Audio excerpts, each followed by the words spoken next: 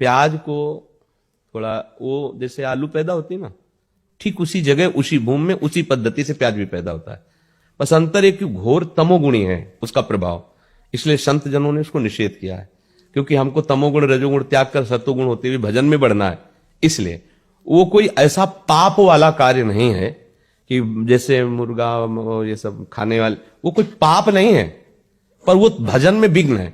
अभी बच्चे हो, जैसे कोई आर्मी में है, नौकरी में, ऐसे बड़े व्यापार में या और ऐसे पढ़ाई लिखाई में, अब उनके लिए कहते तुम ये साधु महात्मा और जो भगवत मार्ग में अच्छे से चल रहे हैं, ये उनके लिए है कि आप प्याज लहसुन कोई ऐसा नहीं कि जैसे शराब मछली मांस ये त्याज्य है, अच्छा वो उसके लिए उसी कोट से होगा जो भजन करने के लिए चल रहा है, क्योंकि तमोगुणी चीज है। लेकिन आप लोग जैसे गृहस्थ हैं, आप बच्चे हो, कोई नौकरी में है, कोई ऐसे, अब वो कहां पंडिताई झाड़ते घूमे भैया प्याज लहसुन, तो हमें लगता है कि फिर बाहर आपको बड़ी समस्याएं आ जाएंगी, या तो फिर बैरागी बनना पड़ेगा, नहीं तो फिर कैसे आप एक दो दिन सेव खा के रह सकते हो। अब आपको अमेरिका जाना, यहां जाना, वहां जाना, तो अभक्ष्य पदार्थ मत खाओ जिसमें दूसरों को कष्ट होता है। ये हम अनुमति नहीं दे रहे, आज्ञा नहीं कर रहे कि सब खाओ, हम उनकी बात करें कि जो समस्या है।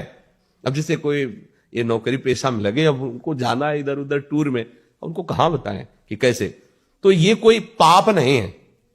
एक होता ना कि ये खाना पाप है, जैसे आप मांस खाओगे ये सब, ये पाप है, ये पाप नहीं पर तमोगुण है, ये भजन का विरोधी भाव पैदा करेगा, इसलिए इसको मना किया जाता है। तो अभी तो तुम बच्चे हो, ना खाओ, अच्छा है, आदत मत बिगाड़ो, पर आप गए हो, सब पा रहे हो, तुम भूखे बैठे रहो, तो हमें लगता है कि अभी बच्चे हो, ये आपके लिए शायद है कि ऐसा ठीक ना रहे, ठीक है। क्योंकि अब मान लो 2 दिन के लिए गए, 3 दिन के लिए, अब सब पा रहे हैं, तुम बैठे देख रहे हो, तो कैसे रह पाओगे। थोड़ा और सयाने हो जाओ, फिर ये निष्ठा बन जाए, कभी मत पाना। एक दिन उपवास भी कर सकते हो, फलाद भी खा के रह सकते हो, पर वो देखो जिस मार्ग में चले उसमें थोड़ा सा समझ के चले। अब जैसे मान लो गृहस्थी में हो, परिवार के कई लोग प्याज लहसुन खाते हैं, अब आप वहां अपनी भक्ति का आरोप उनके ऊपर थोपोगे, नहीं बनेगा हमारे घर। हम नहीं कहते, भक्ति विरोध या झगड़ा नहीं करवाती। अपने घर में जो बनाने वाले हैं उनसे प्रार्थना कर दी कि आप सबके लिए जैसा बनाइए।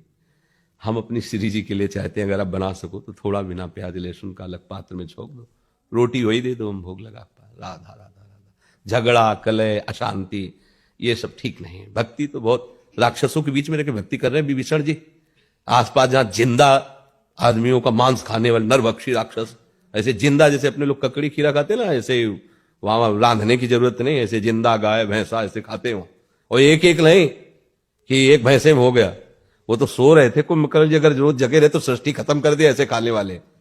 और उनके बीच में रह के भजन कहते हमारे भजन का वातावरण ठीक नहीं है। देखो भजन का वातावरण अगर कुटिया से बाहर विभीषण निकले तो मतलब आसुरी प्रवृत्ति का बोल वाला है लंका में, केवल आसुरी प्रवृत्ति का, लेकिन वहां रह करके राम भक्ति ऐसी कर रहे हैं, भगवान कह रहे तुम सरीखे संत प्रेम हो रहे।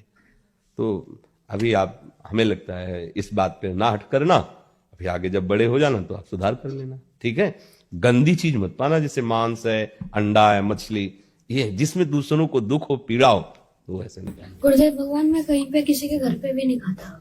वैसे ये तो बहुत बढ़िया बात है, पर हम आपका बच्चा स्वरूप देख के कह रहे हैं कि मान लो कि रिश्तेदारी के लिए 4 दिन के लिए गए तो कहूँ दूसरे घर ले खाते तो फिर क्या होगा, तुम्हारी मम्मी को तुम्हारे लिए पर्सनल या तो बना के देना होगा या साथ जाए वो बना के पवावे।